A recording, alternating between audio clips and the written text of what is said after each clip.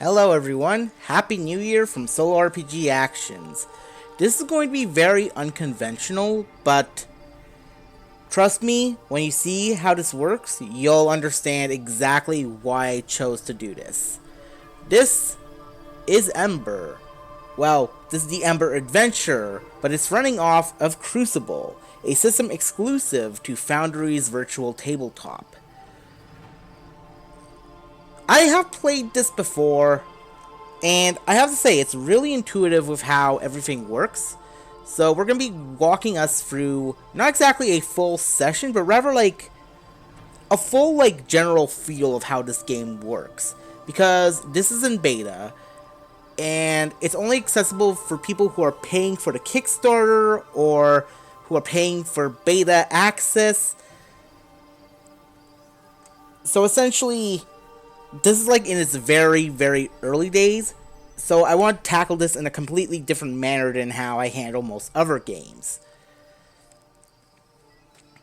I'll still be giving you the overview of how the system works, how combat works, how adventuring works, but I'm not going to give you the full story of this.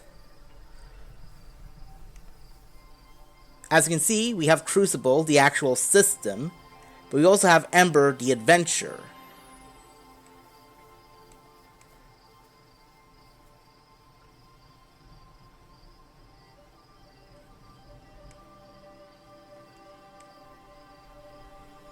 So we've already imported it.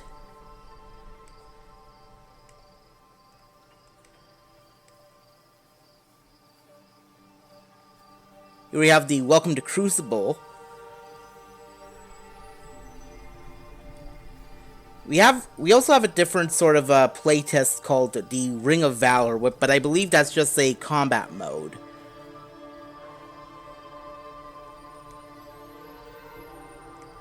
What we want to do is open up the actual Ember adventure.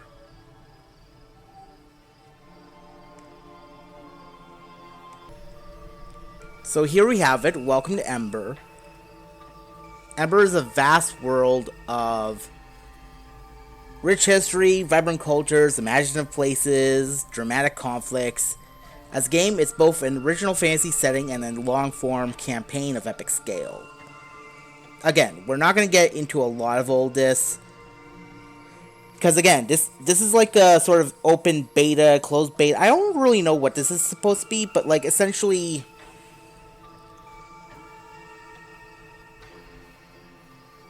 if you want to know more about this, you're going to have to buy the beta.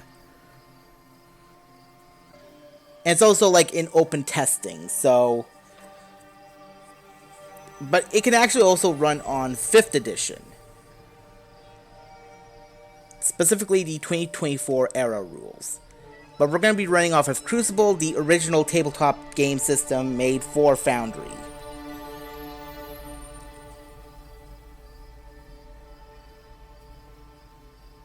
And they even kind of recommended it over here, so...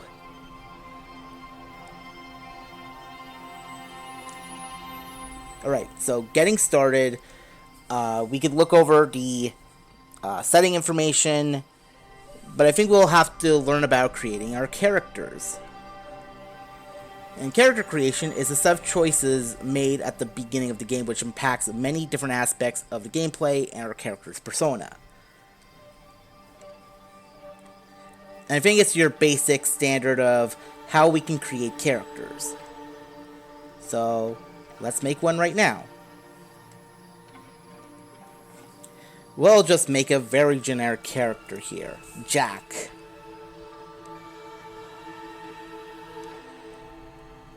So, if you've taken some time, you'll get to realize what each of these kind of mean. But I'll go through as we go on. But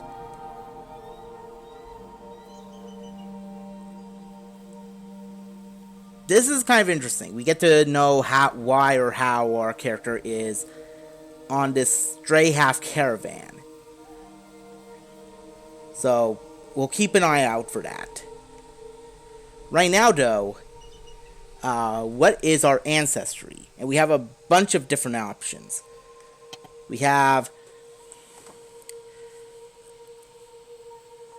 I can't even like have like an equivalency because they're very unique. Like these are like people who came into being during the events of the virulent plague, and they mysteriously transformed into large numbers of humans.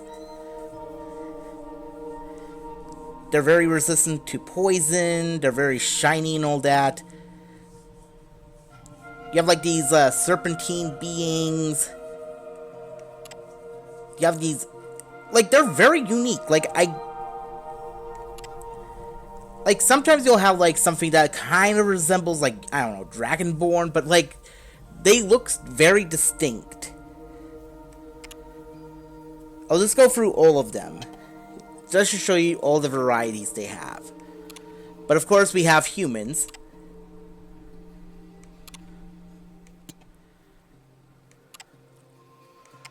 Yeah, like there's not really like, oh, here's our elves, here's our dwarves, here's our...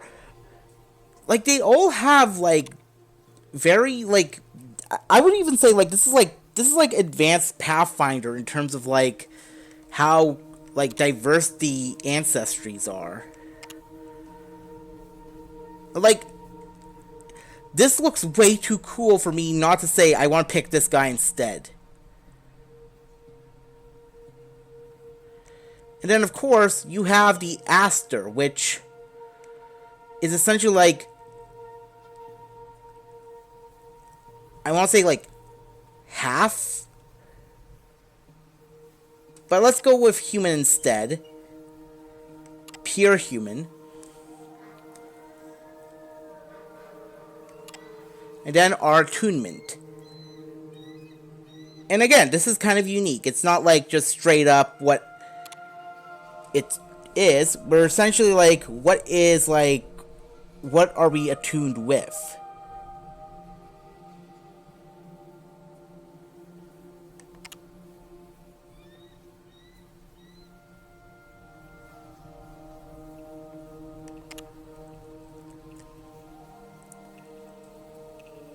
And you have like different sorts of abilities with these attunements. I'd say it's kind of like Honkai Star Rail.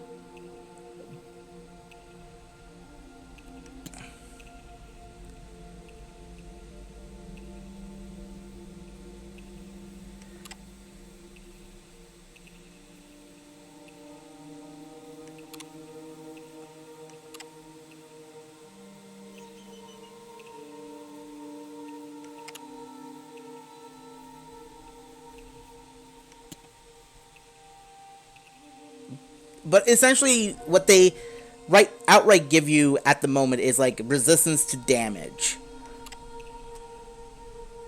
So we're gonna go with Heart, and that'll give us resistance to corruption. I think that's good for us right now. And then our culture. What is our culture based in? This would be essentially like our background.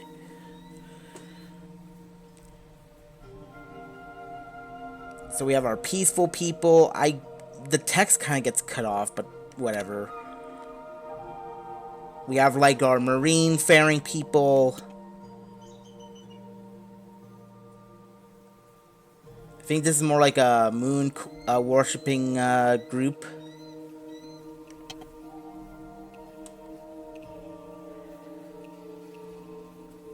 More mountainous people. Forest dwelling people.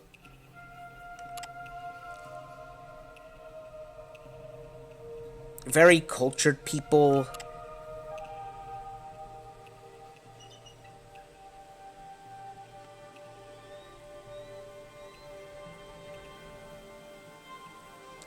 Very ambitious people. And very, and you can also see what they kind of give you. Like, they give you the knowledge in warfare. Or here, they give you the knowledge of the crafts. So each of them gives you, like, some sort of idea of what you're getting into.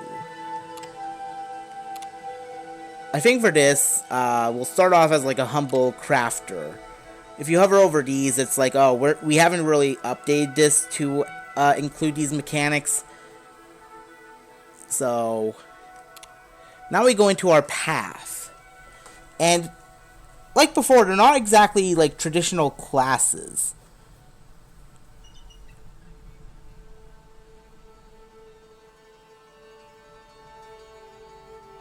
I guess since we have like the crafting mechanic, we might as well just go right deep into natural artisan.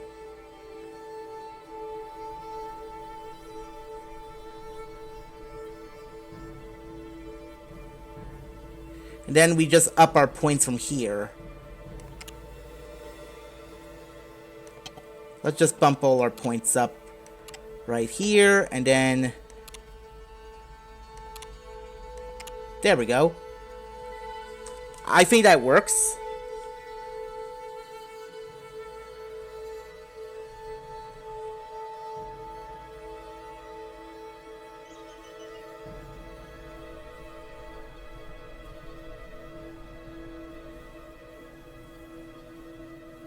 And now we have talents, and I think this is by far the best. It's a literal skill tree. I'm a sucker for RPGs with skill trees in them.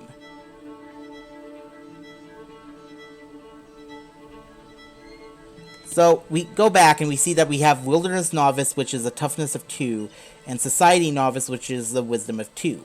We see that our wisdom score is 5, so we scroll over to see where we can get ourselves the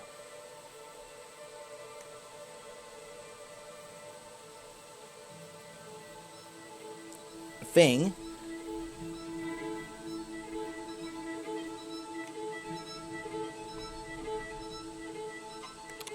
Let's get ourselves the... So we already have the Society Novice node already unlocked.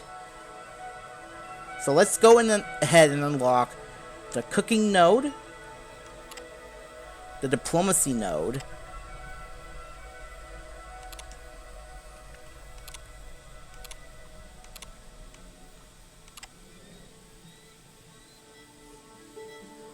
oh, actually...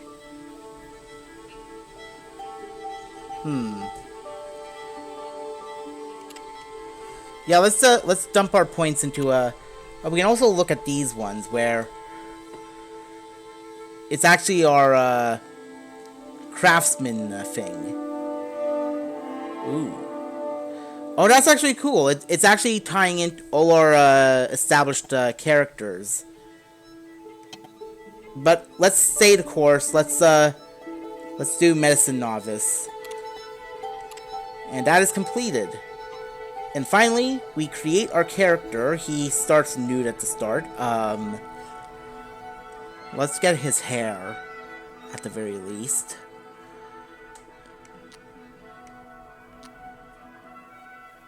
Sure, a bob haircut looks good on him. And finally, his equipment. Let's give him, like... Yeah, standard, like, sleeveless shirt and then some pants. Put some pants on. That looks okay. What sort of weapon does he have? Let's give him a weapon. No. Like something in his hand.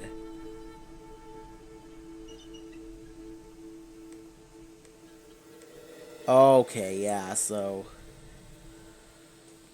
Oh, we could actually randomize our stuff. That looks like something out of Dark Souls.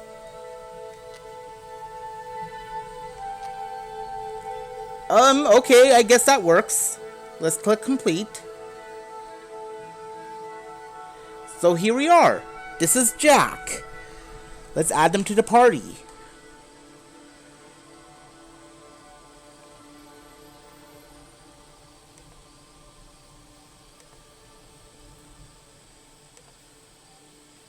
With that...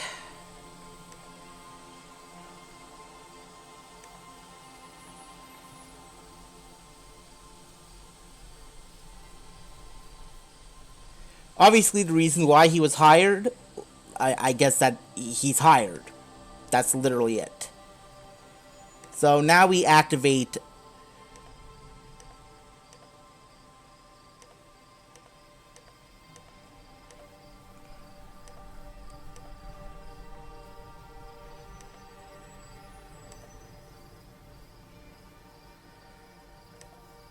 All right.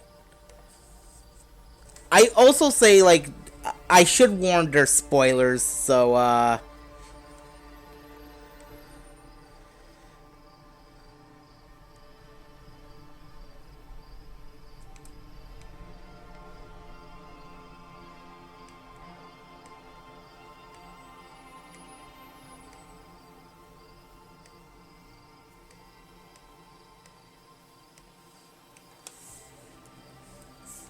all right, let's activate this.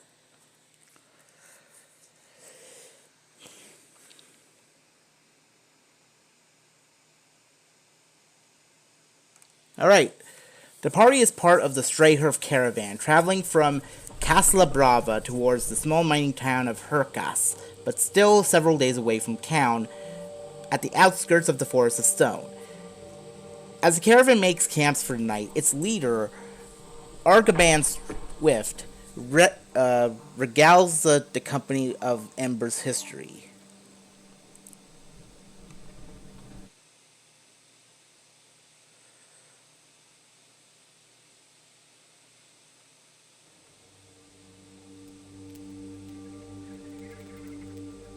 So, we're not going to be doing a lot of these events because, again, this is essentially what's supposed to be like a.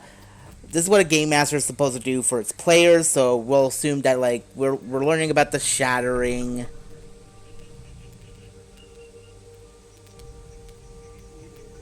which is like this big cataclysmic event. Then we learn about Akon, which is this moon.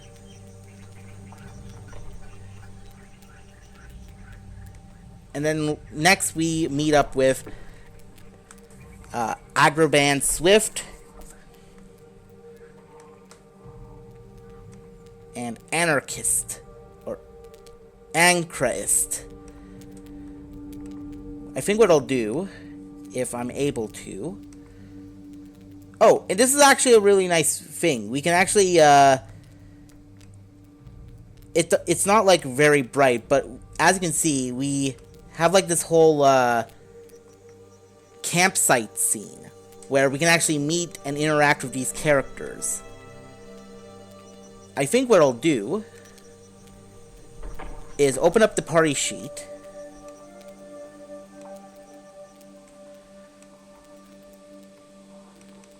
See who each of these guys are. So we have Clipper,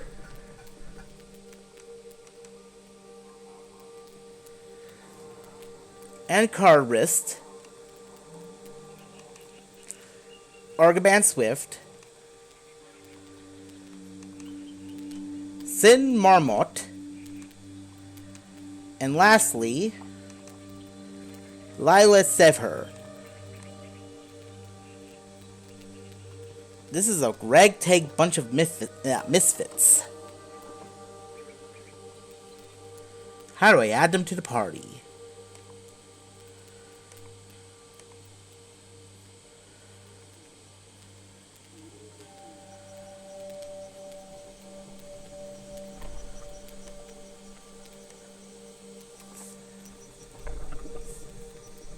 Oh, hey.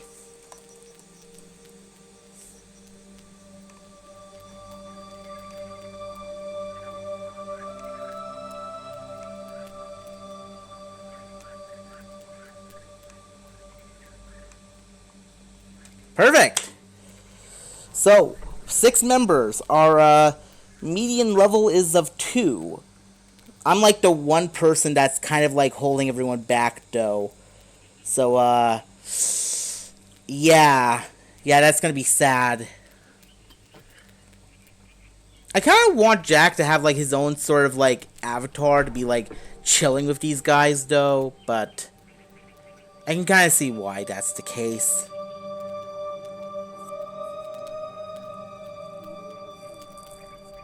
So we're introduced to our first Vista.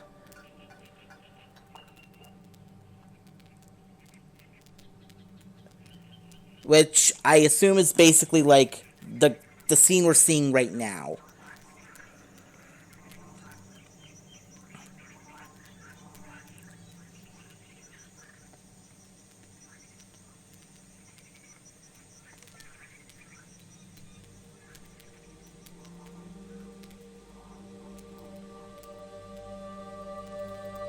We also have like time progression.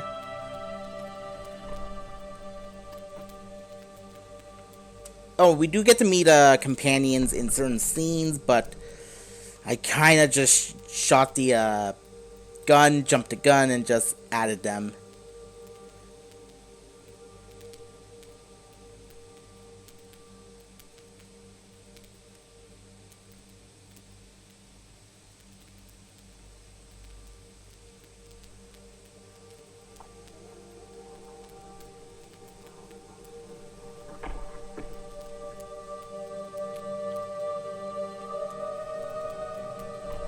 And yeah, again, I'm just gonna skim through this because essentially what this is we're just chatting it up with these guys. We kind of learn about the history of the world.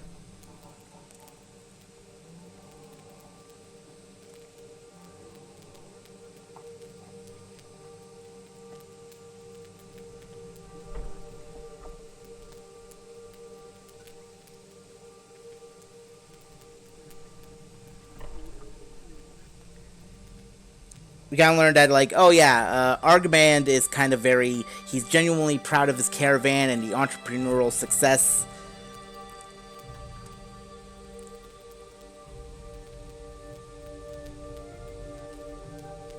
This is kind of just set up for, like, the actual adventure at hand.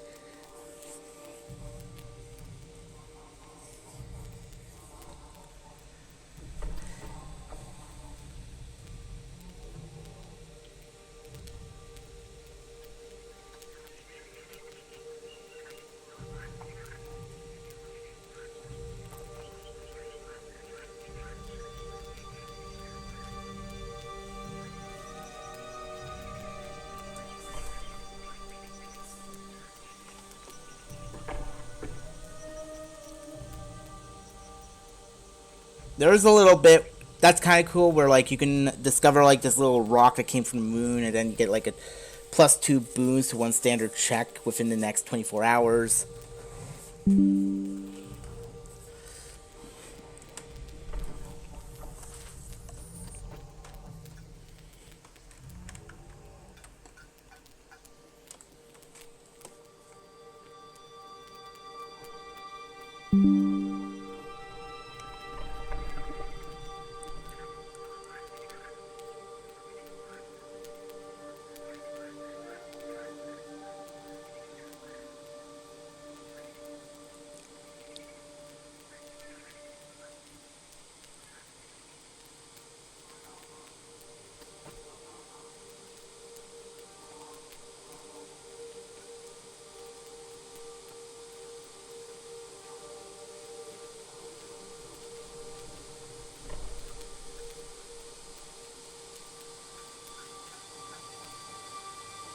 I'll also say by this point, everyone has their own sort of, they all know each other, essentially. So, complete the event.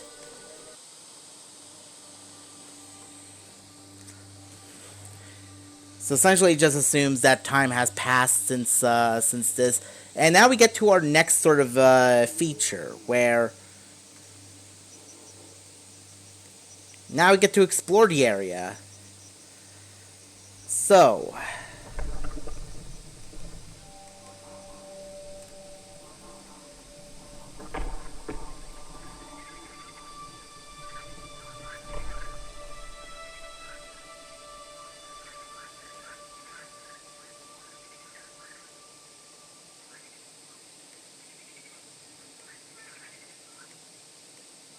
you're probably wondering how we get to move. You move with the arrow keys. And you'll see that text pops up telling you what happens. And it also like shows you like where areas you can move and areas you can't move.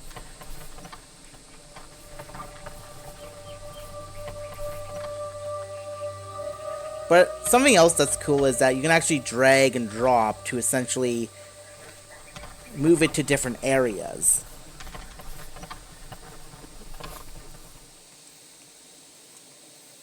So we see that there's this really nice area over here so let's drag our caravan over there.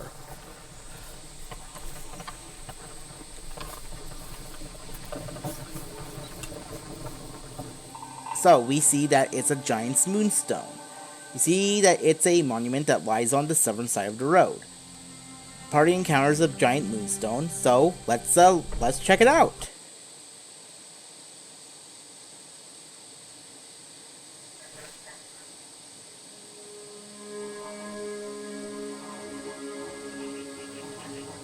So we get to be introduced to 2 more characters.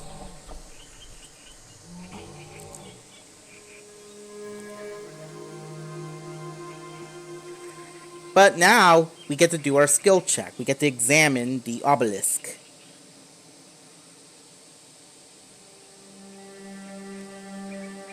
And let's have all our actors roll it.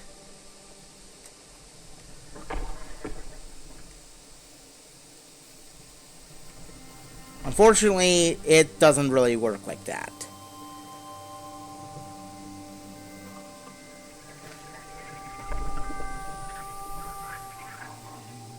I think even if I decided to do it like this, yeah, I don't think it does the roll. I'm not entirely sure how to actually do it. So that is kind of weird. Maybe it's a consequence of the fact that it's like I'm the GM.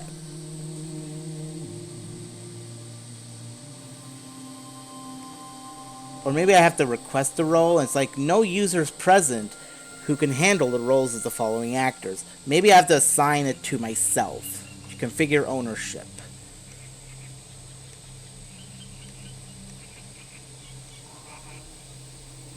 So let's try this instead.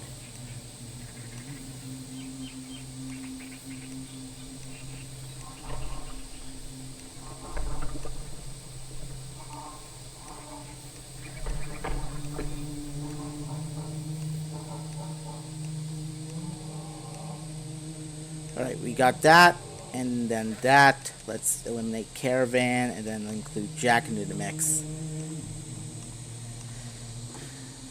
Now let's see if we can request it. Nope. No users present. So, there is limitations if you decide to solo this. So, we're just going to do this as Jack.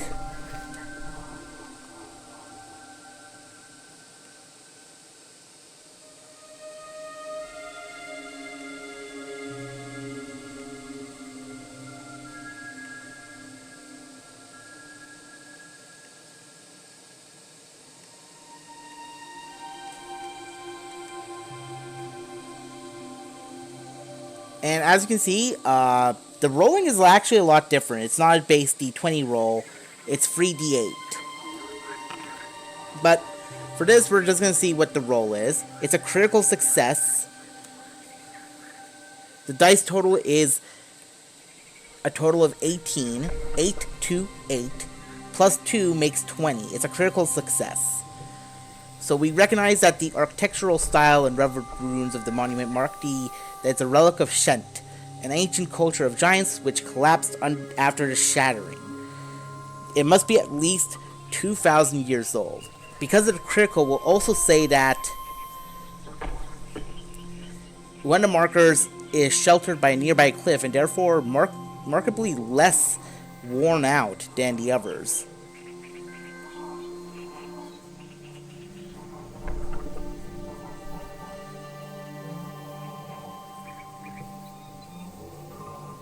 And that it's inscribed in a runic language.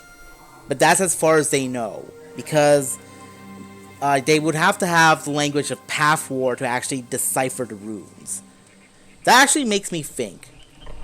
Does anyone? Nope. That's actually kind of cool though. You get to check which of the characters knows.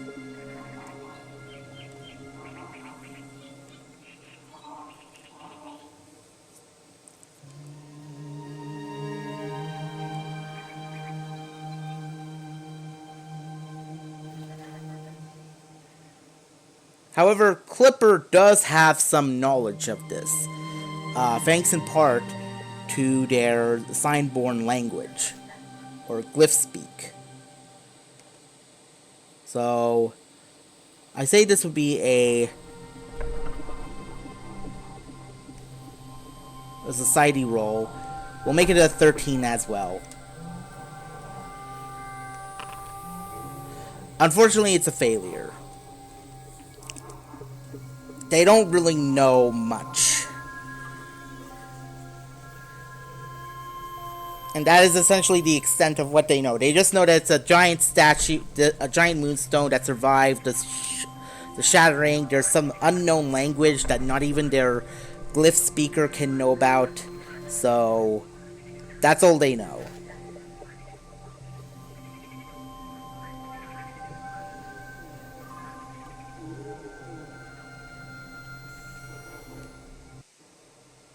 With that, they move on to their next destination, and we see that there's something interesting far away from here, the dry outpost.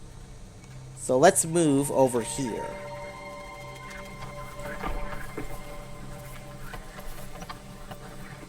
We also notice that it's getting a little nighty.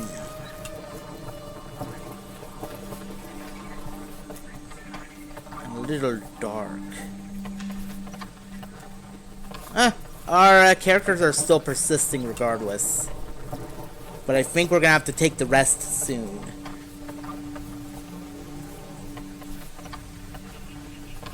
Alright, the dry outpost.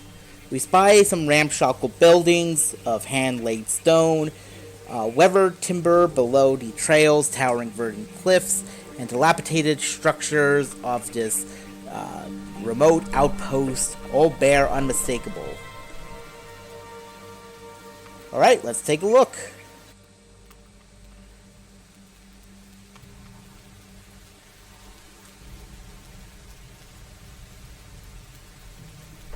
So we get to meet up with Sin Marmot in this scene. I do like that they actually kind of introduce us to the characters piecemeal, but like I said, we're basically streamlining this just so I can introduce the system to you.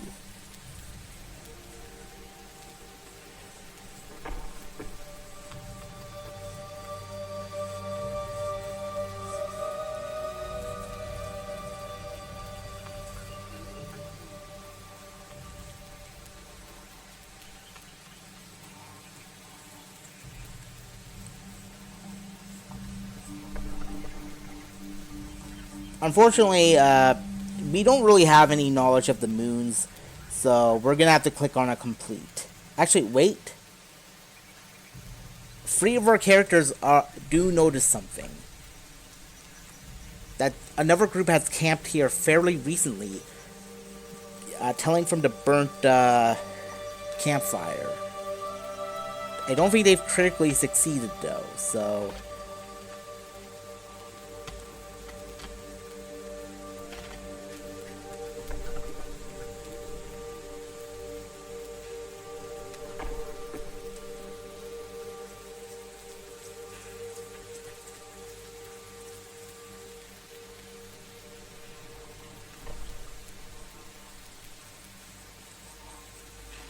We do find a moldy recipe folder, which offers essentially recipes on something called a hydroxyl, which we probably don't know about.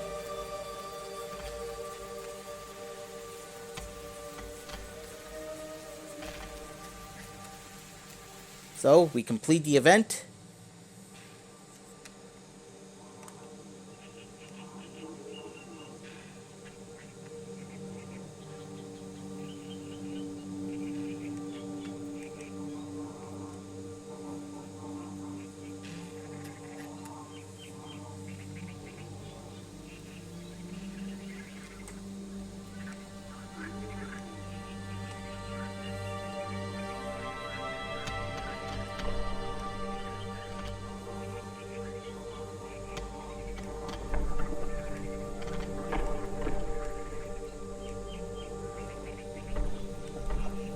We are going to take a rest.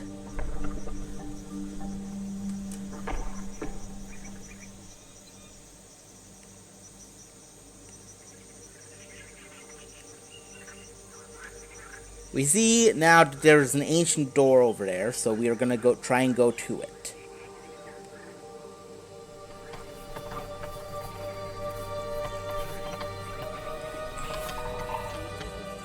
However, there is a curious party over here.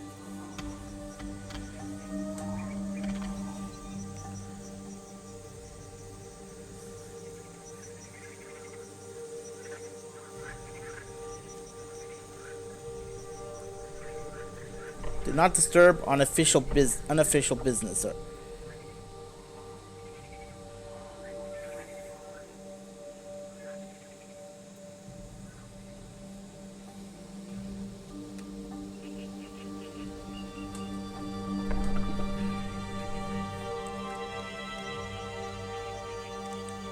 We're gonna have Jack make his roll on both science and society.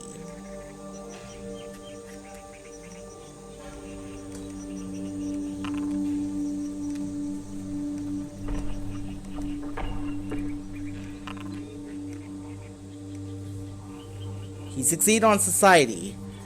It appears to be totally legitimate, with watermarks and stamps, and including one for the Ordanian city.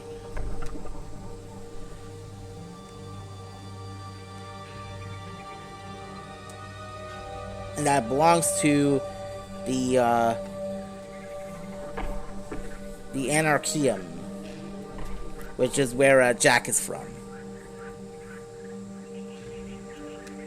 They also spot a pile of stones forming an arrow to the banner pole, which aims east into the wide canyon.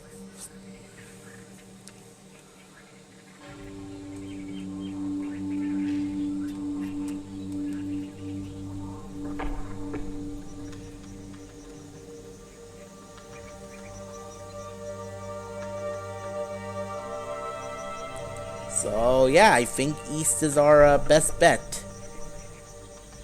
Oh. Ooh, I do like that we have like our sort of log line of histories and events. And also like quest logs.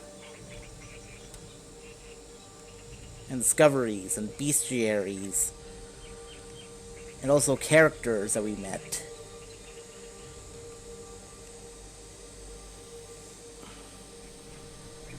So, where is east in this case?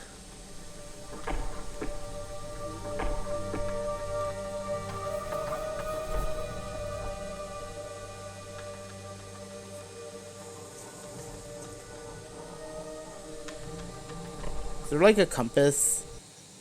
Oh, hold up.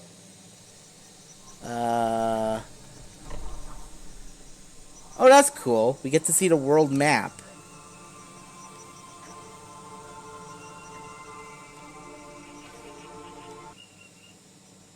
Now we get to see the cosmos map.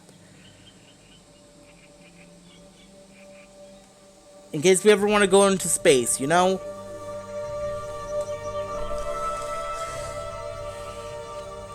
Alright.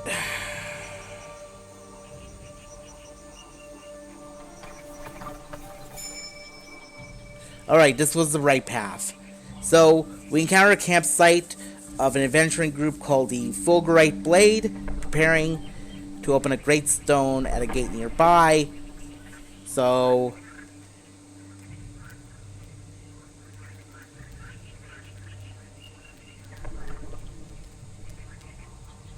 we meet up with these people. They seem to be at a higher level than us.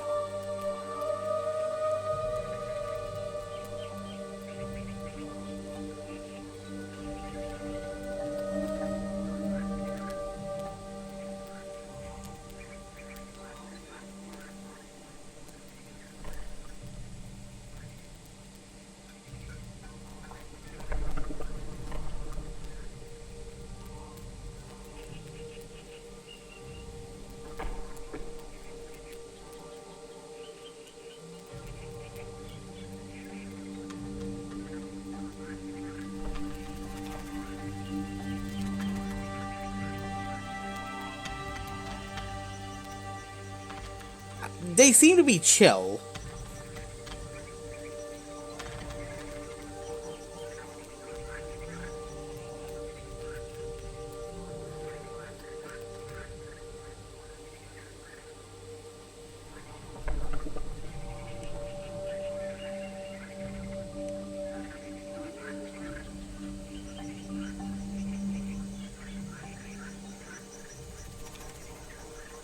Alright, let's head in. So, we enter the ancient doorway, we swing it open.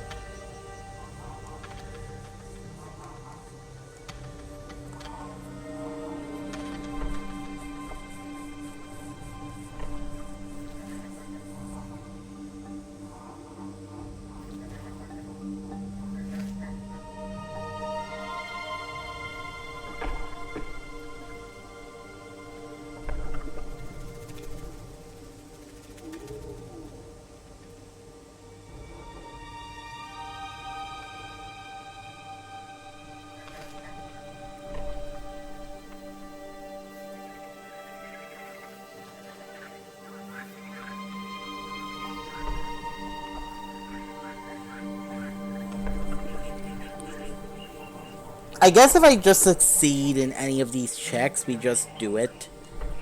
So, first is society.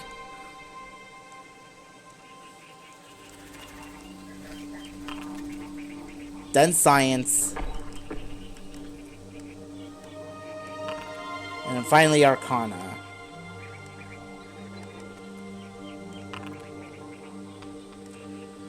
Alright.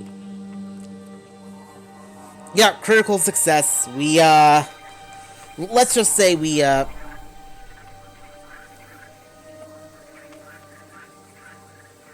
kind of just figured it out, so...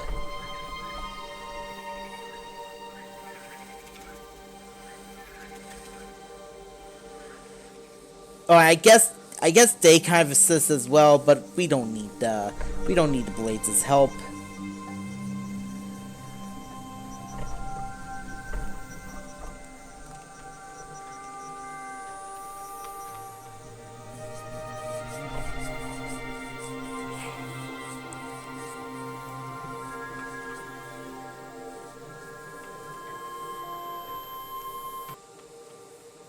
So yeah, we opened the door.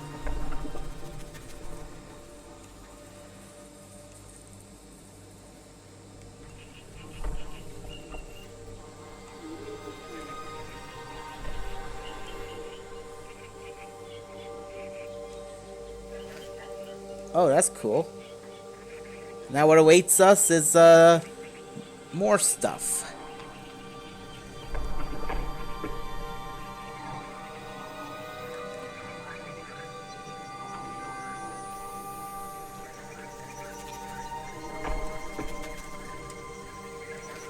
Huh.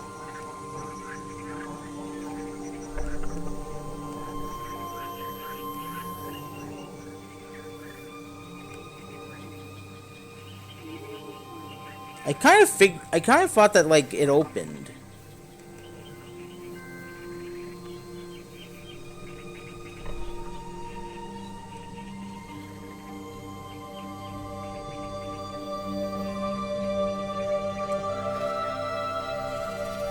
Was I supposed to click on something?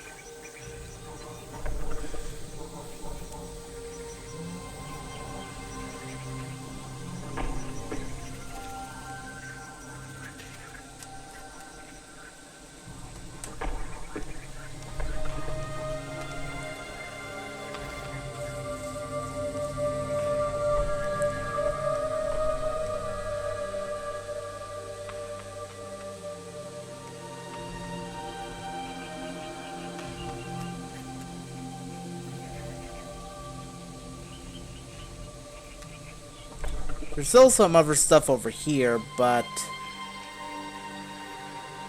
Oh, and yeah, you can just discover this area here, but like...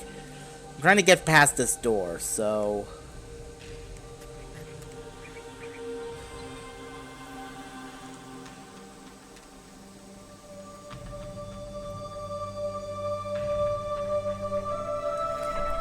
We can teleport?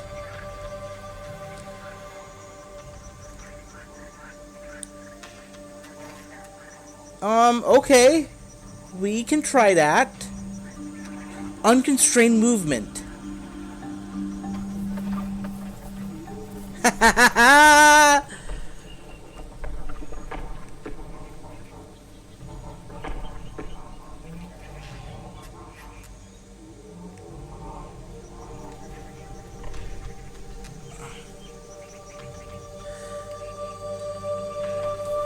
Wait, I think something happens if we cross this point.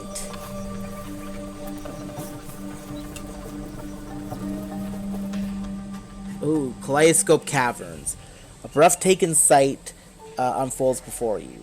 A vast system of interconnected caves. Okay, so I think something happens. Oh, we're in a cave now. Right, let's bust in.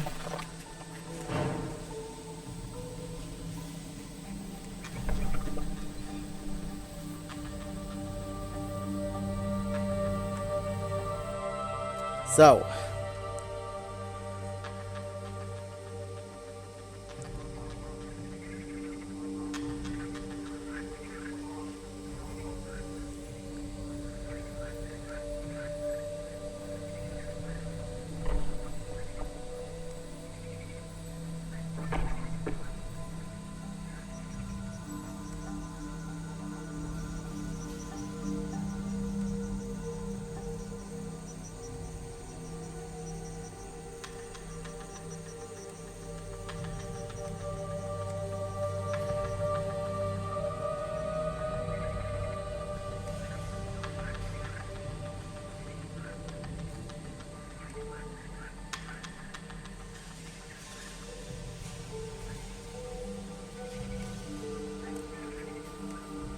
interesting.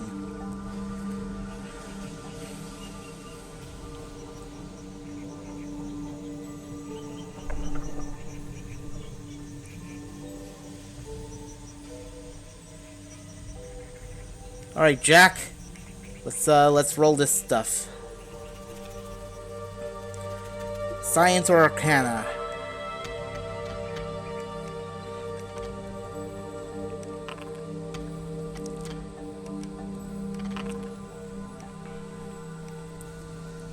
A critical success on Science.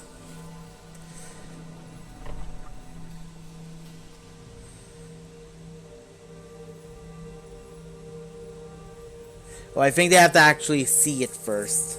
Whoops.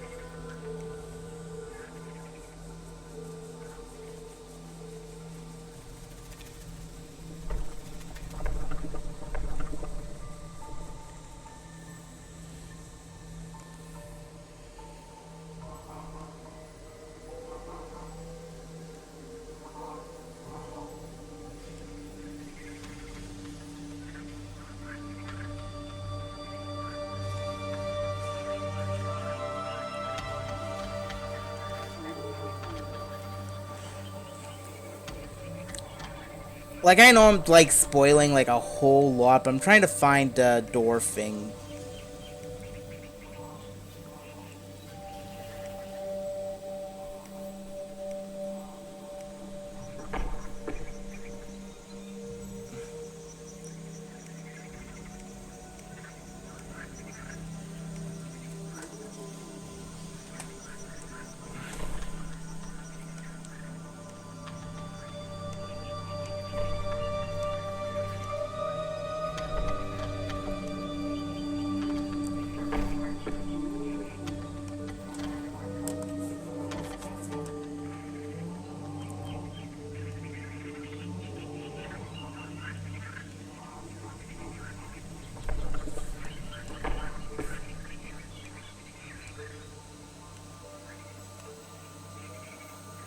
There it is.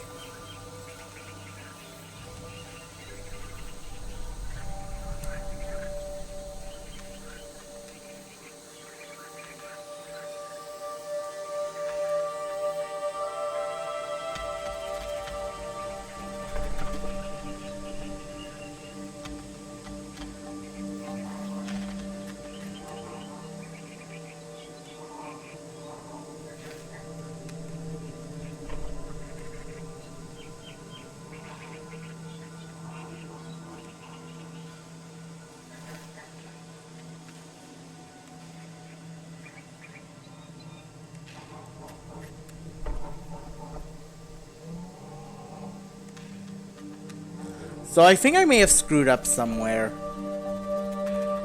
But that's okay.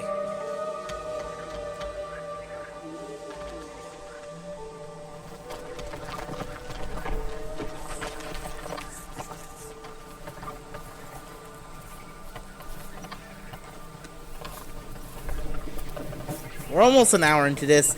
I think what we'll do is, once we finish an encounter, we'll level up our friend Jack, and then we'll finish this off.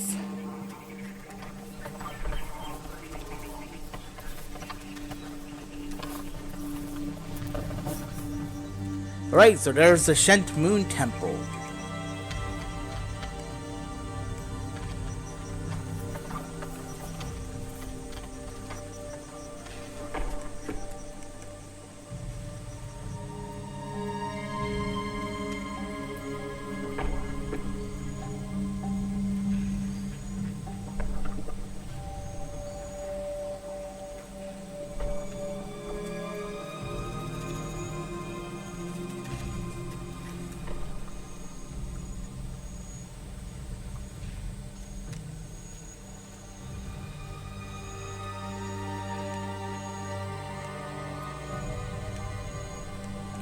Yeah, that's basically it. Ooh, the Riving Grave. Let's check that out.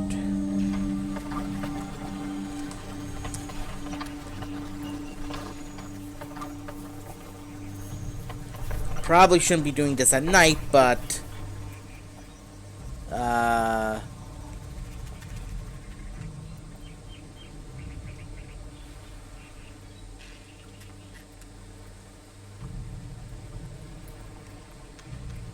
I think we broke it.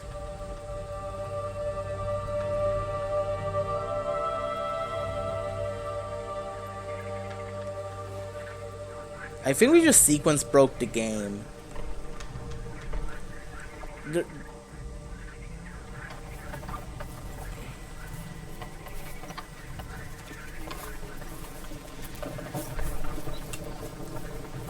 So now we're just taking the long way around. Now the door is open. Now we can actually go through the door. Wow. Really? Really? Okay. Okay, I see how it is. I see how it is.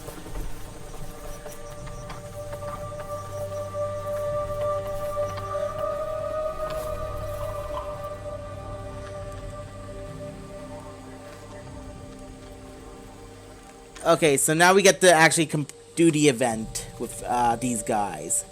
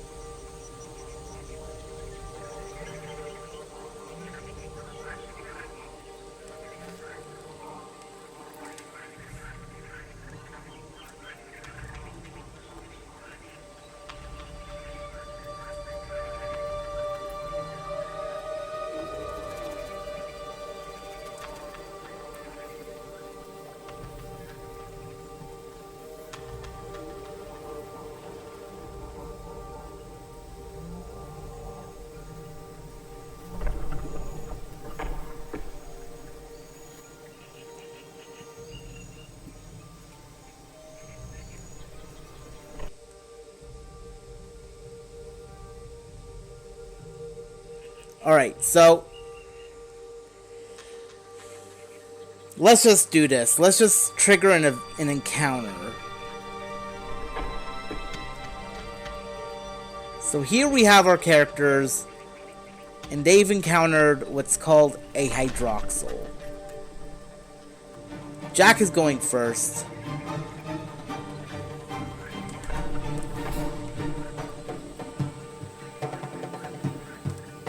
And he has like a whole variety of attacks.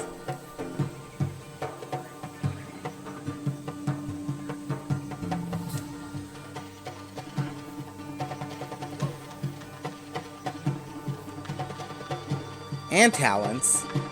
And macros. I think what he'll do is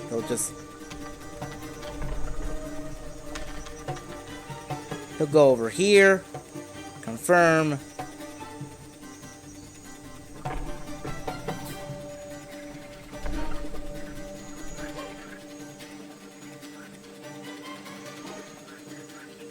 And strike. He has no weapons. Oh my god.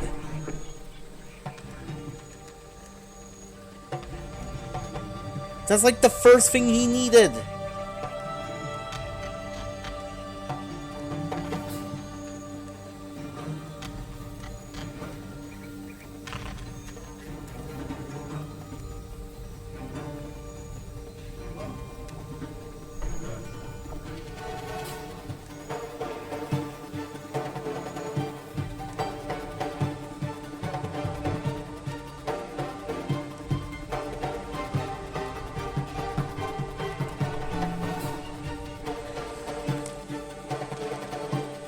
Now it's the hydroxyl's turn.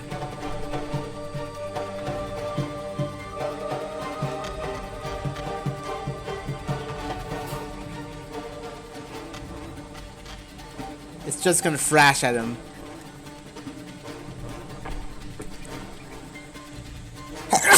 It can't. Oh, but it managed to hit him. And now it will thrash. Oh, damn.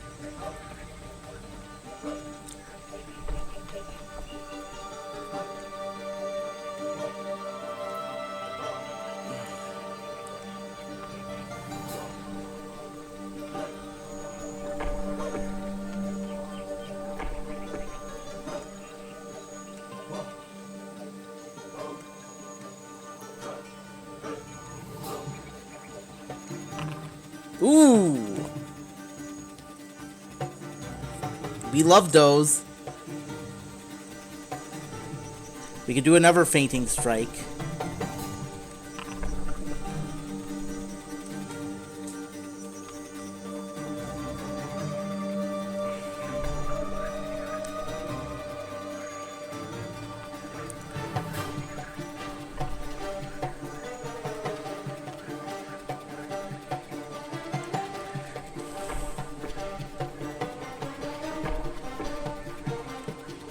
Alright, Sin, you're up. Show us what you can do. Sin?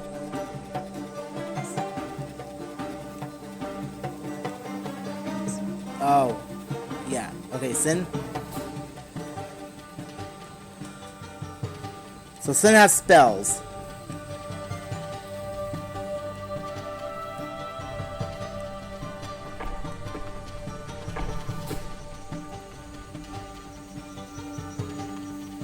Okay, so no to that. Oh, okay, so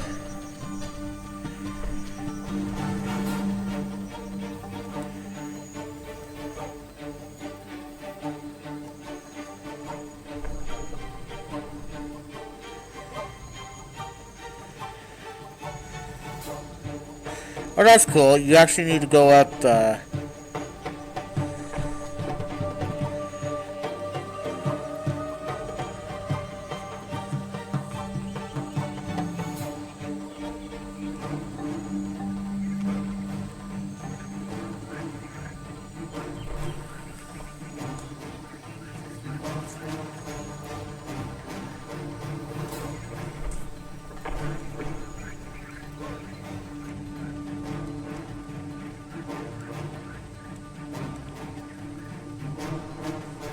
We're all just ganging up on this one hydroxyl, huh?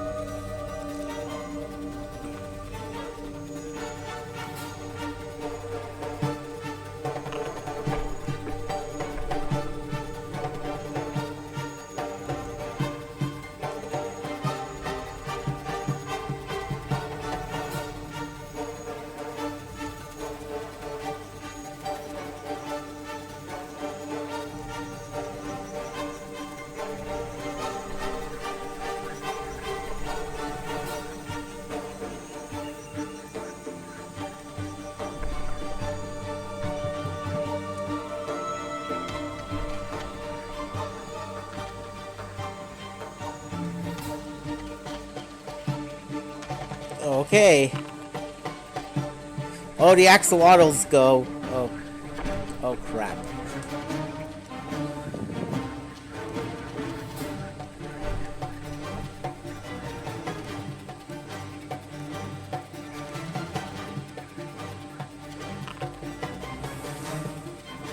Oh, shit, he's dead.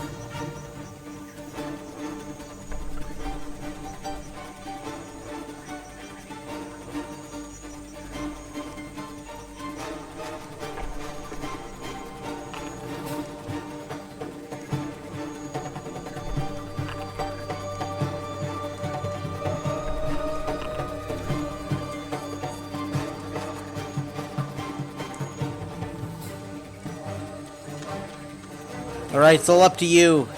You're like the only one that can actually kick some ass. Oh.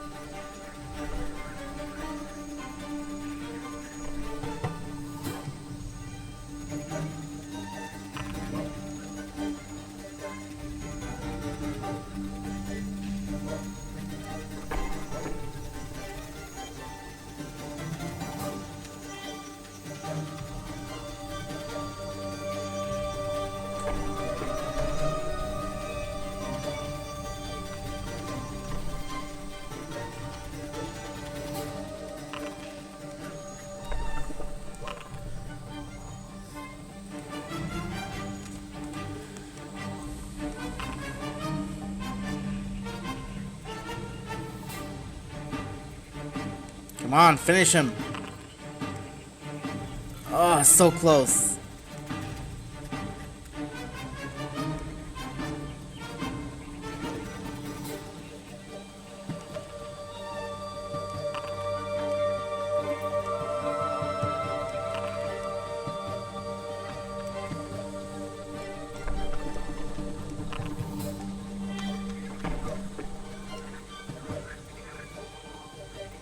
Oh shit. Yeah, let's do this. Damn it.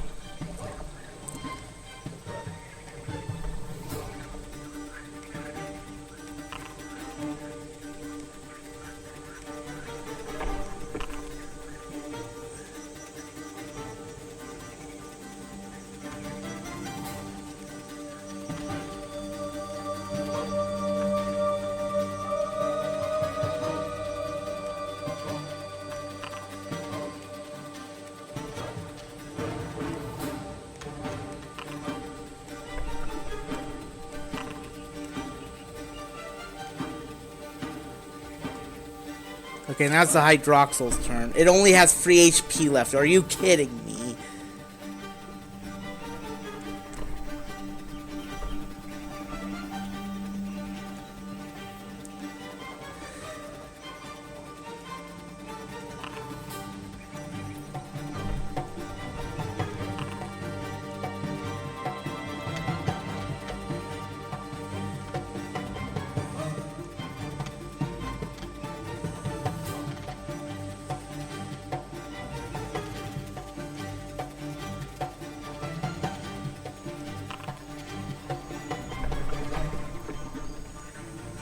Alright, finish him!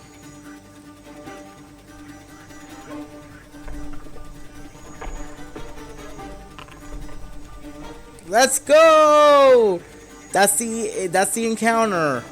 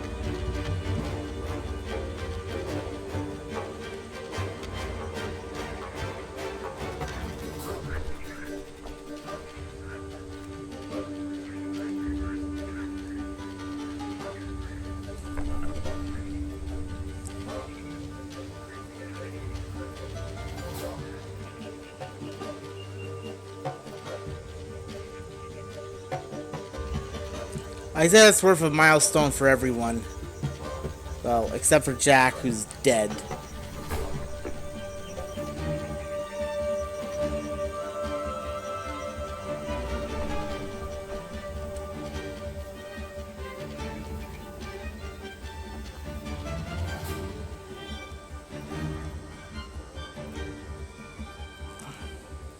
Let's say that's enough to level him up to level 2, you know?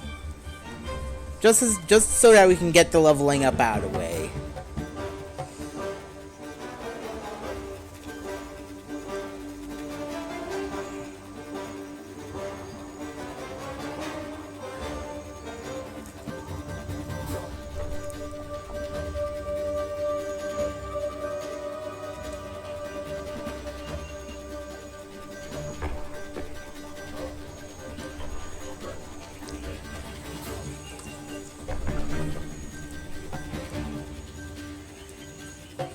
We can stop the music.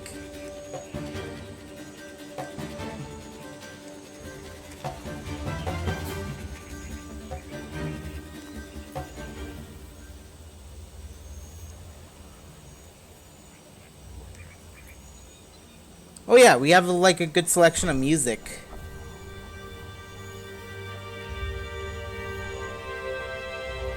We have like some triumphant music.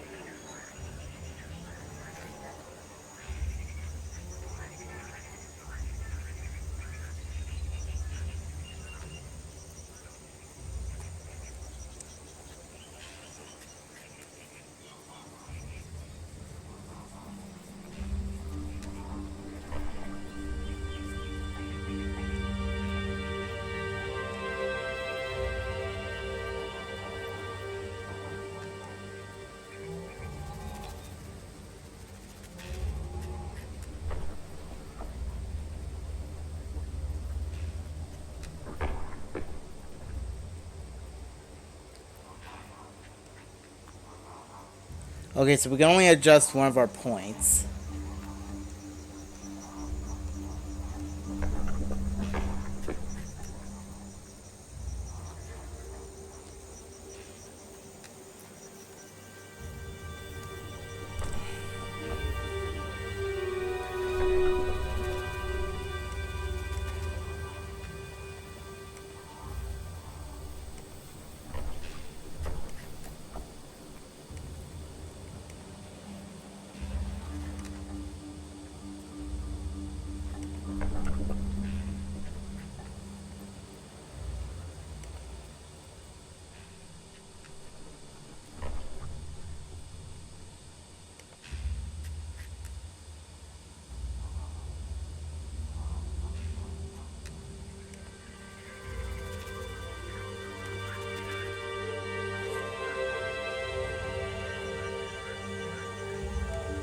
Okay, here we are. We open up the talent tree.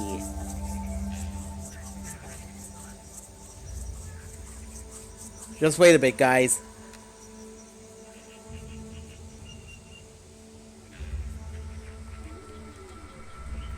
The talent tree, guys. The talent tree. Open up the talent tree. Okay, I'm gonna be honest. I don't know why it's doing this to me.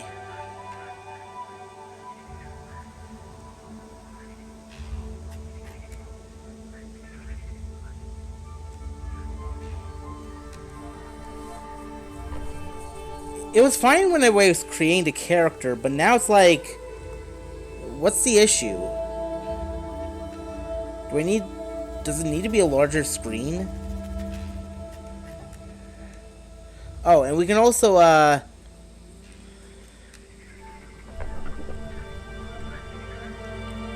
edit the, options.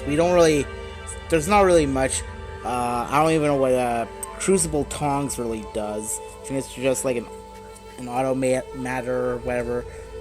But yeah, I'm trying to open up the talent tree, and it's not really opening it. Do I need to just readjust the size of it? I don't know. But... Or is it that he's dead, and we know... Oh, he's alive?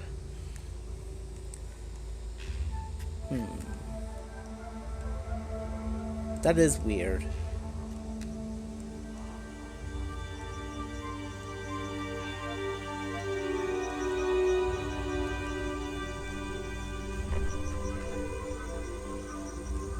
Well, I'm confused as you are. And that's where we're gonna end it. What are my thoughts on Crucible? Eh. It has its ups and downs. Ideally, as a solo game, it doesn't really feel like it could be able to be played solo. It doesn't really feel like it could be played solo. But I do like some of the mechanics of it. I do like how it tries to present itself as an RPG. There are some hang-ups I have, but otherwise it's alright. The jank kind of gets janky where I'm trying to figure out like how exactly to finish things up or how to actually play the game. But other than that, this has a decent setup of how to actually move around in an open world environment. The events go off pretty well. With some refinement, I think this could be essentially the way we play RPGs on virtual tabletops. But it needs some work before we can get there. Bon voyage, gamers.